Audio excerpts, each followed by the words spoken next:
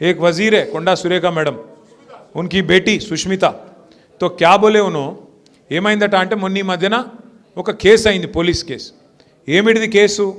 Case ఏమిటిది అంటే కొండా సురేఖ వాళ్ళ OSD బోలతో PA, Konda Surekha minister గారి పిఏ తుపాకీ పట్టుకొని పోయి ఒక ఇండస్ట్రియలిస్ట్ను బెదిరించిండు.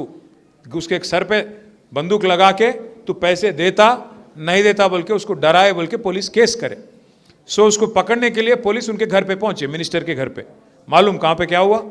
मिनिस्टर की बेटी बाहर निकल के उन्होंने खुल के बयान दे दी.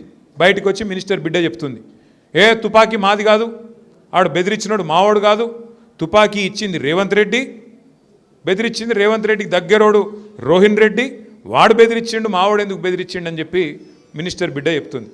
మినిస్టర్ బిడ్డనేమో ముఖ్యమంత్రి తుపాకీ ఇచ్చిండు, ముఖ్యమంత్రి దగ్గరి మనిషి బెదిరించిండని ఆమె చెప్తుంది.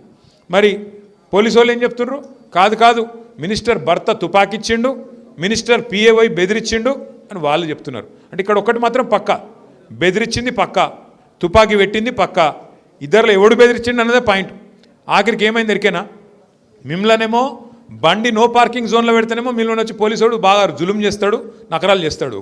అక్కడ ఎవడైతే తుపాకీ పెట్టిండని పోలీసు వాళ్ళు కేసు పెట్టినరో వాన్ని కార్లో కూర్చోబెట్టుకొని మినిస్టర్ తీసుకపోతే కళ్ళ ముంగట్టుకెళ్ళి పోలీసు వాళ్ళు ఏం పీకుతున్నారు అని నేను అడుగుతున్నా. दम नहीं है क्या पुलिस को दम नहीं है चोरों को पकड़ने के लिए?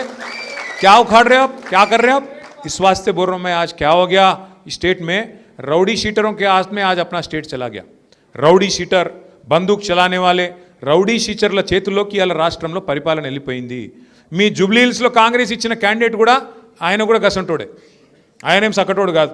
మరి రేపు ఏమైతే దొరికేనా మీరు ఒక్కొక్కరు పోయి హఫ్తా ఇవ్వాలి, ఒక్కొక్కరు హఫ్తా ఇవ్వాలి. ఆటో వాళ్ళు, ఇడ్లీ బండి నడుపుకుంటోళ్ళు, చిన్న చిన్న వ్యాపారాలు చేసుకుంటోళ్ళు హఫ్తా ఇవ్వకపోతే మీ బొక్కలు సాఫ్ చేస్తా కొడుక అని చెప్పి బెదిరించే రౌడీలకు గుండాలకు ఓట్లు వేస్తామా?